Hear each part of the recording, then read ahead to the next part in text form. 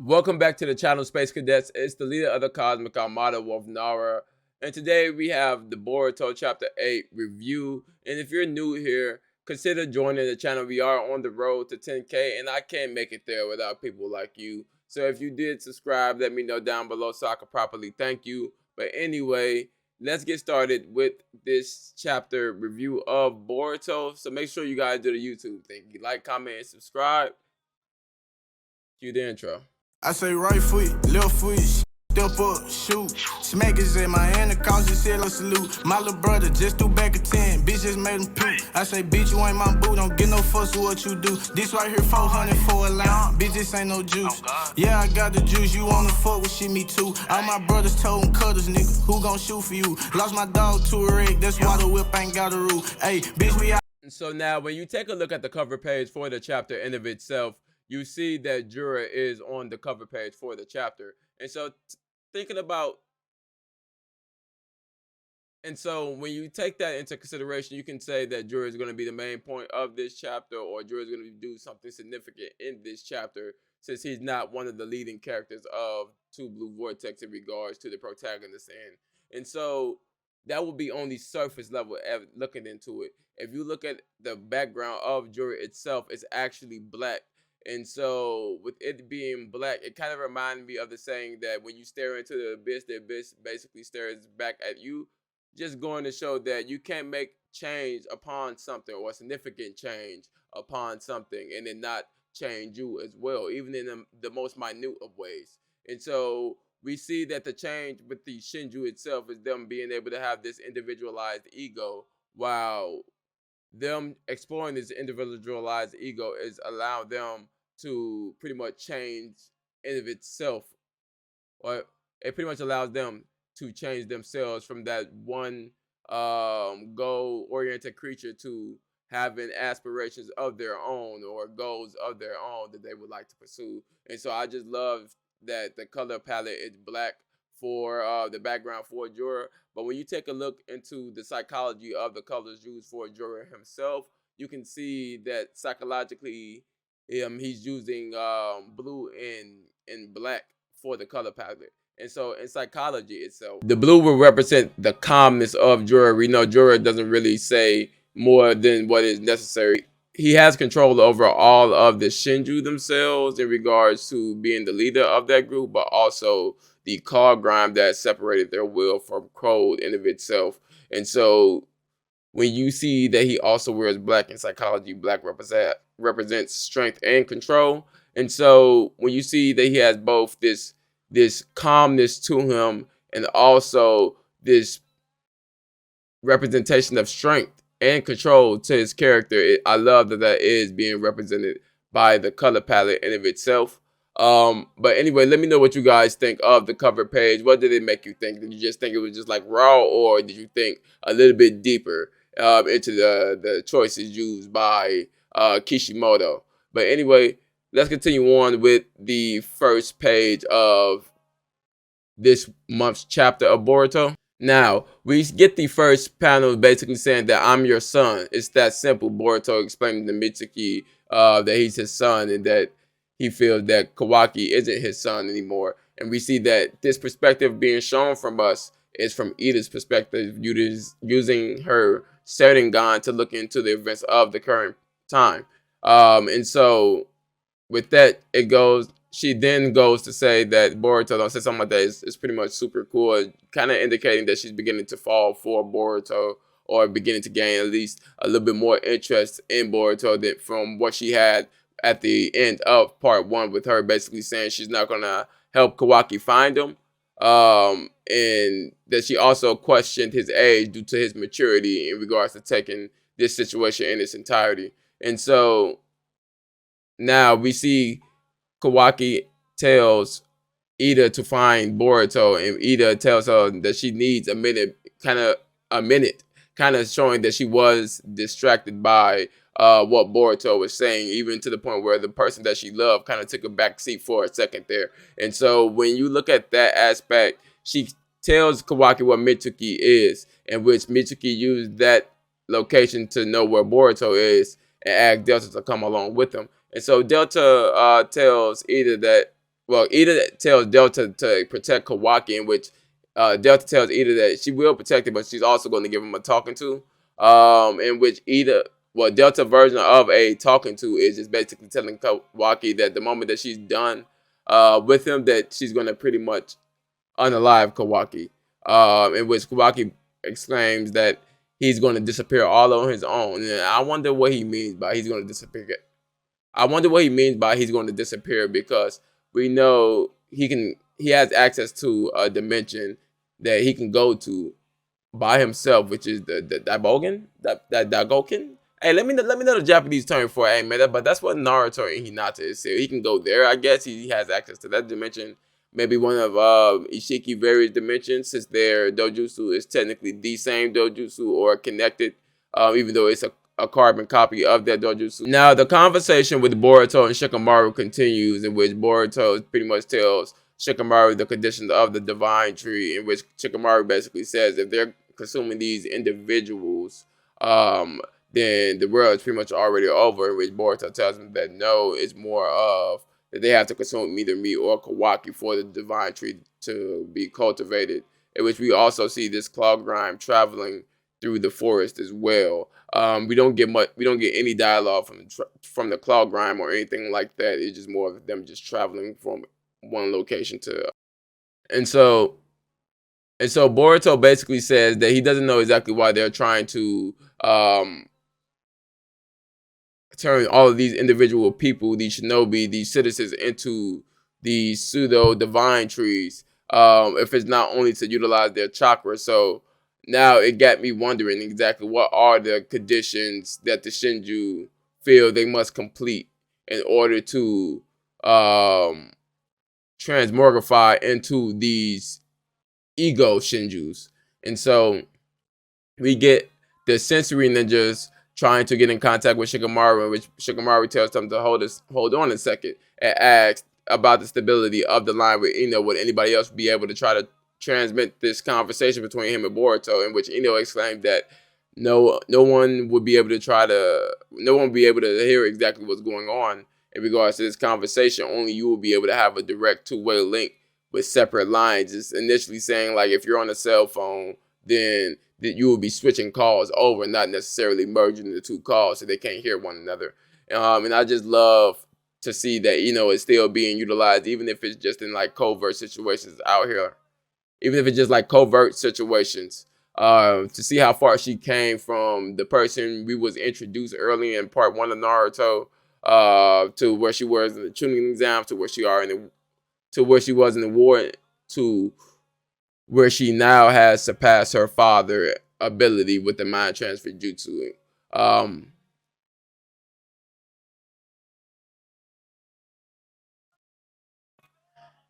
And so the next scene, Shikamaru tells them to patch Kawaki through to him, and we see Kawaki flying, and he's telling Shikamaru that he's going to do a pincer attack. He's going to have Delta go first, and which he's going to follow close behind her in order to catch Boruto off guard after he tried to react to Delta at last second, at which Shikamaru tells him to be careful because he's strong enough to drive Cold away from the village, even though Cold has the numerical advantage as well, in which Kawaki kind of does the ... He doesn't say much in regards to that situation, in which Boruto is actually able to hear Shikamaru conversation as well, in which he tells him, all right, just call me some other time, and he uses Flying Raijin to get away, in which we see Kawaki and Delta travel just a tad bit further, in which they stop and say, hey, it should be about right here, in which they noted that Boruto his presence completely disappeared, in which Delta said maybe he's masking maybe he sensed you coming, in which Kawaki says, no, it's the same with him. He didn't know I was coming because I was masking my presence. And now we have the aspect of Kawaki being suspicious of Shikamaru and Boruto's allegiance right now. And we know that Kawaki understands that Shikamaru is the most skeptical person in the village, and also the most tactical person in the village in regards to his the way he utilizes his intellect, because you have the aspect of being tactically smart in Naruto, and then you have the aspect of being technologically smart or book smart in Naruto, in which Shikamaru has the aspect being tactically smart. And so now we have, except from Mitsuki knocking him out, he has either go track Boruto, and they have a note just basically saying that Kawaki didn't find it worthy of the time to belittle Mitsuki. If it's Damon actually begins to talk, and we know that Damon doesn't often talk in situations like these. He always just lays back and relaxes. But in this situation, he asks Mitsuki, is he actually sad? And so I kind of want to talk about this a little bit because we know that Damon and Ida is two androids, and Mitsuki is an artificial human. In which I wonder if Damon is trying to relate to Mitsuki on this artificial being level, or if they have grown close due to Mitsuki having this mission to protect Ida and Kawaki as well, and that they have gone way closer to one another rather than everyone else around. In which Mitsuki responds to Damon that no, he doesn't care, that he didn't belittle him because he hasn't cared about Kawaki appearing for a while. That's why whenever he appears, when he appears in chapter 1 of Boruto, that when Kawaki tells him to get his own appearance, he doesn't really respond to Kawaki. He tells him to take it up with the Hokage himself. If you have a problem with me, with the way I'm doing things,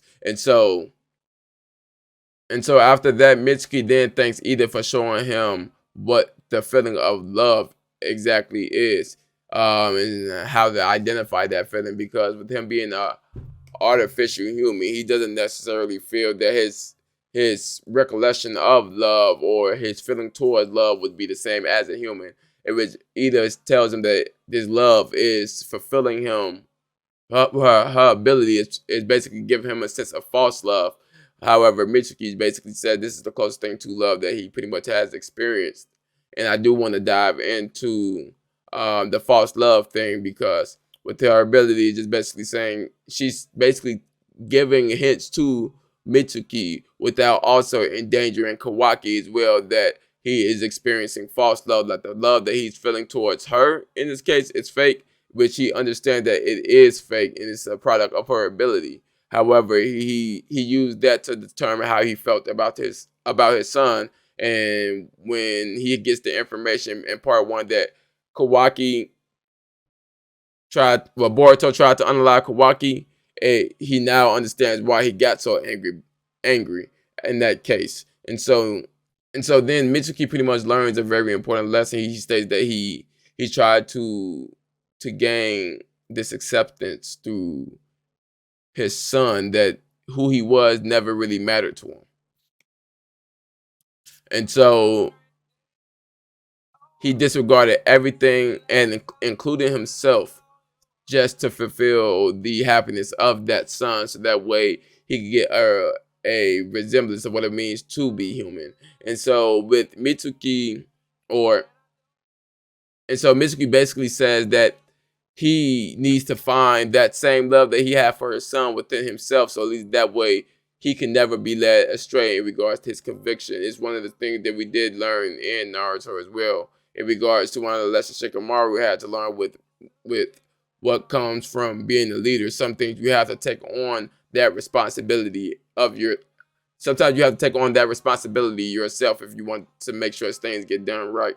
Or you have the aspect of what I said in last month's review of Mitsuki having to have to find the hidden meanings in the hidden meaning of things. Just basically saying that even with his very conception, the 2-option choice that he was giving, or the ultimatum that he was given by Orochimaru himself, was actually more of a hindrance. The ultimatum that he was provided by Orochimaru himself had a hidden meaning that he had to go find his own son. And so in this case, he understands that he has to find that very love for himself that he had for his son, that very understanding that he wanted to have for his son for himself.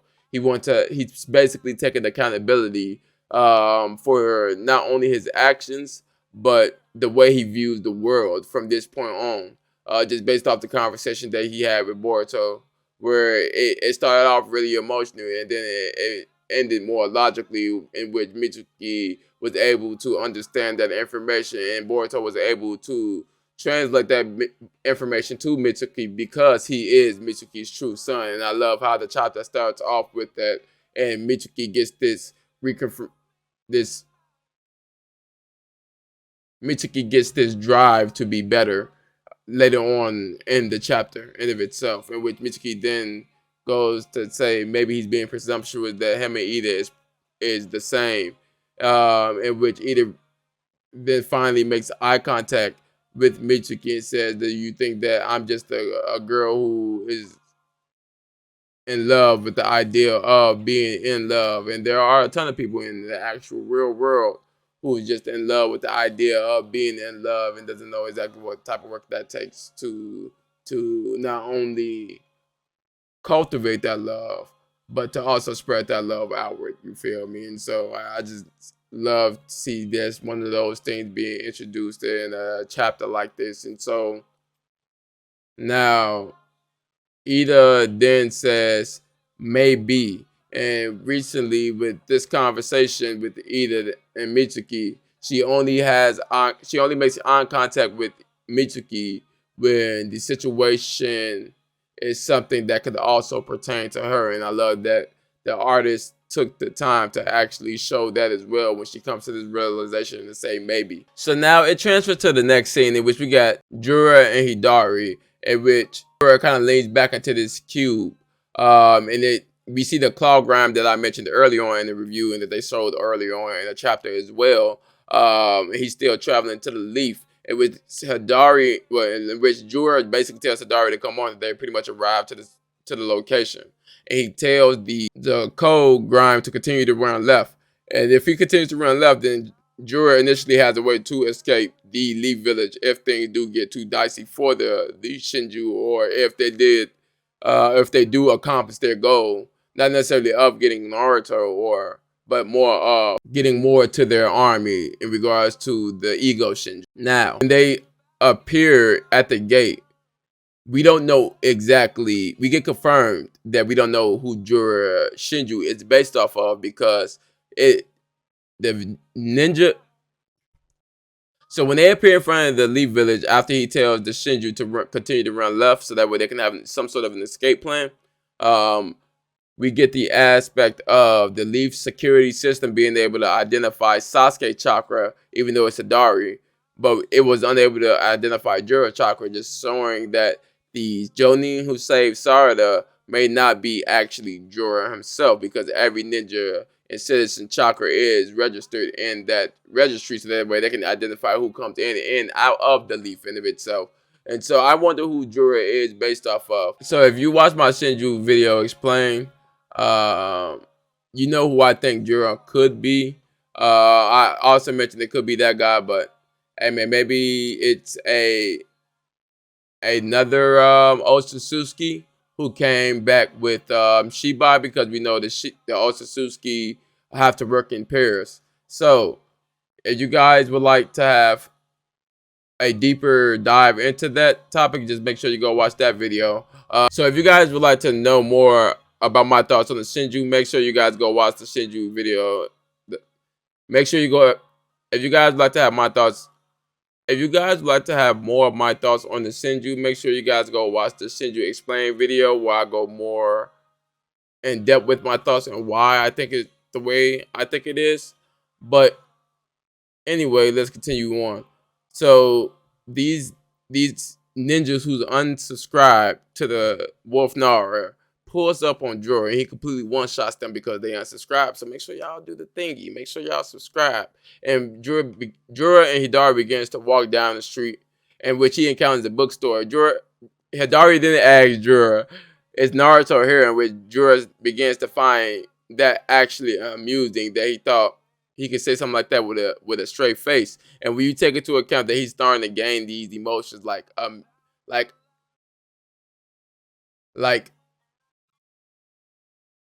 and so when you start to take a look, that his brain is starting to produce these different levels of dopamine, so that way he can experience this enjoyment from something so minuscule. It goes to show how far the Shinju ego is developing, and how fast is developing as well. In which Jura then kind of called the bookstore a treasure trove. He wasn't expecting to find it. We see then Kawaki pulls up and tries to sneak attack Hadari, and he jumps out the way of the sneak attack. And Jura tells him that he will not allow Kawaki to destroy such a treasure trove that he found, or such a profound, such a promising find, in which it shows that Jura finds a lot of comfortability in books, showing that he's more of an introvert than an extrovert. And it takes, and also it's a call to the color palette used in the beginning of the chapter as well, the blue up under the black as well. The power and control is taking lead. However, his introverted nature is up under the menacing nature. Next, Jura traps Kawaki in a tree, in which Kawaki uses Sukuna Hikono and becomes small, and then Jura and tries to grow big and sneak attack Jura again, and he just punches the claw, and then two-pieced him, no biscuit, smacked him into the water tower, and made my boy Kawaki start making Sasuke spit up noise. He instantly up in the water tower, and with Delta tries to rush to Kawaki to make sure he's okay, and Delta is not making sure he's okay because of the camaraderie between Delta and Kawaki. She's making sure he's okay because she gave a promise to Ida to protect Kawaki. And I just love that one thing being noticeable in this chapter, just based on the conversation they had towards the beginning of the chapter and then towards this portion of the chapter. Love that small detail was still being implemented here, because we all know how Delta standoffish personality is. So now Jura then says that Jura then is still floating in the sky, and he says he's located in Naruto, at which he tells Hidara to go follow him. And so we see Sarada and Samura continue to run, and we see Ino, Shika, Cho. You feel me? Shika Dai, Inojin, Chocho, and Himawari running. And Inojin is saying that he's going to protect Himawari. And we know if Inojin say he's going to protect somebody, Inojin's trash. He ain't him, bro. So Juro pulls up in front of them, and he notices that his memory, the memory that he has of Naruto, is not matching up with the physical aspects of Himawari. He's asking what is going on, because he tells Hidari that he knows it's Naruto before going to find Naruto and arriving at Himawari, that he can tell exactly who it is because they have Biju Chakra and they're part of the same entity in of itself. And so with that aspect, we have him pulling up on Himawari, and Himawari has some sort of Biju. And so let me know what you guys think, because hey, if you team anime, man, you know what I'm saying? If you team anime, man, you know what I'm saying? If you team anime, you know, I want her to have Shikaku. But if you know it's shonen, Kurama gonna be coming back, because we know Kishimoto didn't want to, you know what I'm saying, unallow Kurama. But he had no choice. It was either Kurama or both of them. So he chose Kurama. So it do hit different. But anyway, if you guys want me to talk more about the Himawari may be a Jinchuriki video, if you guys want me to talk more about Himawari being a Jinchuriki, let me know down below. I could try my best to produce that video relatively soon after I do my Ida video, because I do want to dive more into the psychology of Ida in of itself and the way that she views the world. But anyway, it's been your boy Wolf Nara. Like, comment, and subscribe. Tell a friend and tell a friend. Hey man, we got more Boruto again. Who really a factor? I done grew up as a bastard, stepped out the wound into a disaster. Designing drugs and guns on my city after, pray for the lackers. Cause it only get worse and they try to blame it on your rappers. Label was factors. My rappy told me sign an affidavit like my life and my family ain't matter. Do you know how I feel to get served to the court on the platter?